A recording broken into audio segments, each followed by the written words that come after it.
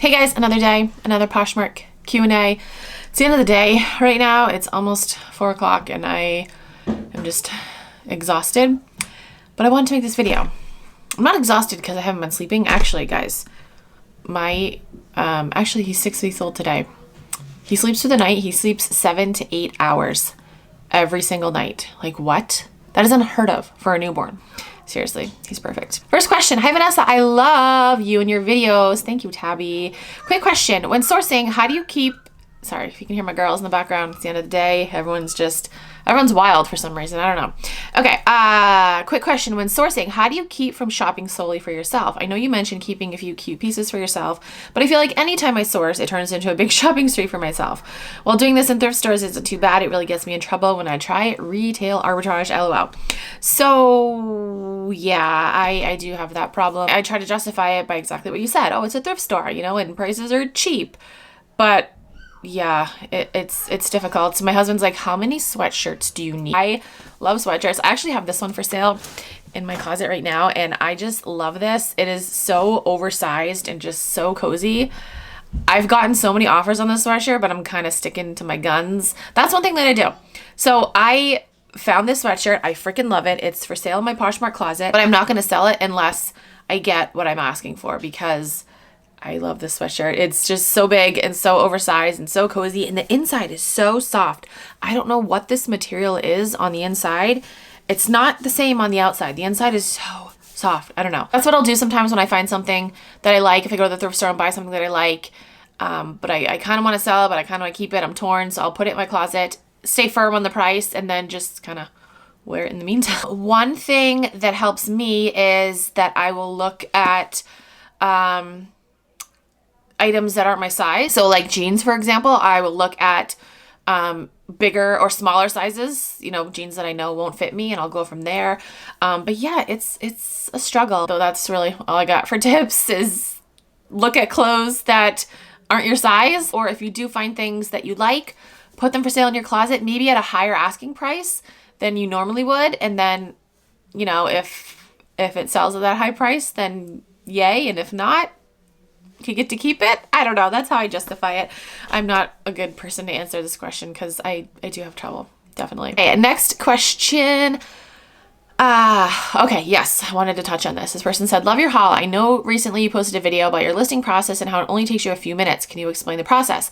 I will typically take pictures, and while doing that, I take measurements. Then once I'm done with the pictures, I start to create listings. In between these listings, it takes me about 5 to 10 minutes per listing because I try to search specific keywords or descriptions of items or find the actual item so I can set a price. Hopefully in time, I'll be as fast as you and not have to look up descriptions. Somebody replied to this comment and said, I think some of the time it's due to how many pictures people put in the listing and if they provide measurements and how many.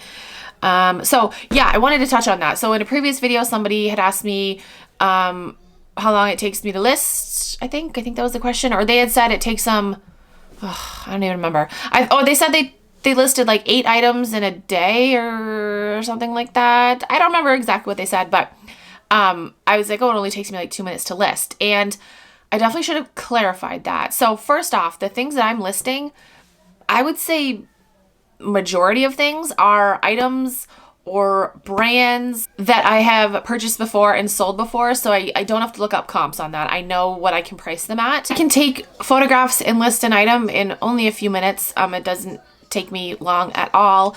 I don't take too many pictures of the items. When it's time for me to list, like I don't include steaming something or washing something as part of my listing process. That's just a whole separate process, I would say. So I can actually do a whole video on this. How about that? I know I need to do a day in the life or like a day in the life video of like what I do, Poshmark related. I need to do that video. I'm going to do that video hopefully soon. Guys, hold me to it.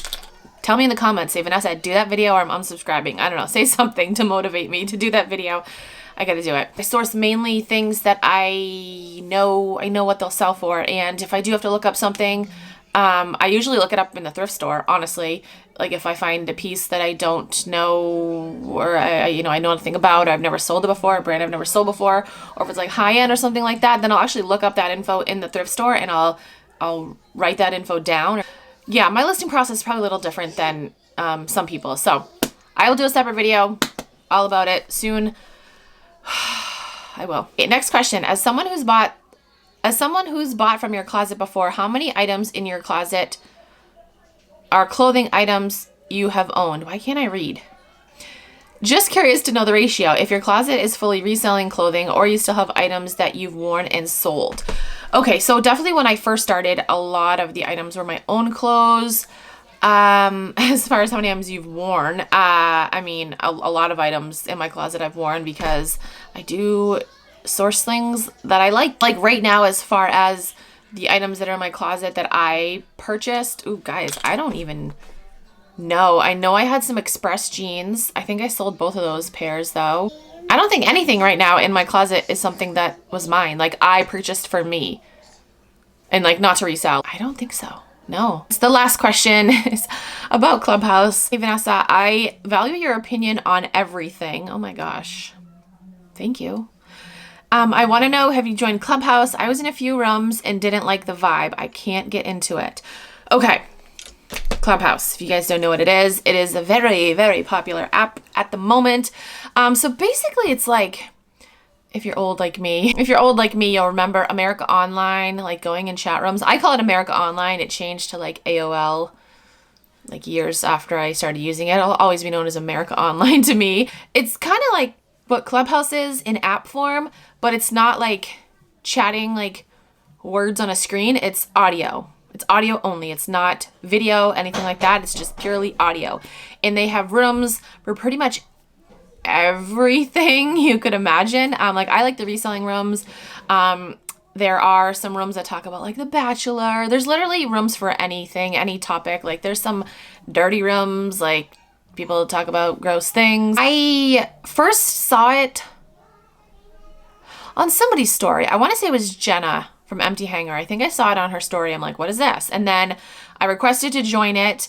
And one of my friends, he was already on the app and he like let me in. He gave me an invite. So that's one thing that you have to know. It's currently in a beta phase. So it is iPhone only and invite only. And I know there has been like some uproar within the reselling community about that, which is ridiculous because that's how a lot of apps start out. Like anything that is gonna succeed usually has a beta phase because they need to test things out and see how shit works before they just open up the floodgates. You know, like obviously not every company, not every app, whatever, does that, but it's obvious they want to be successful with this app, so that's why they're doing a beta phase.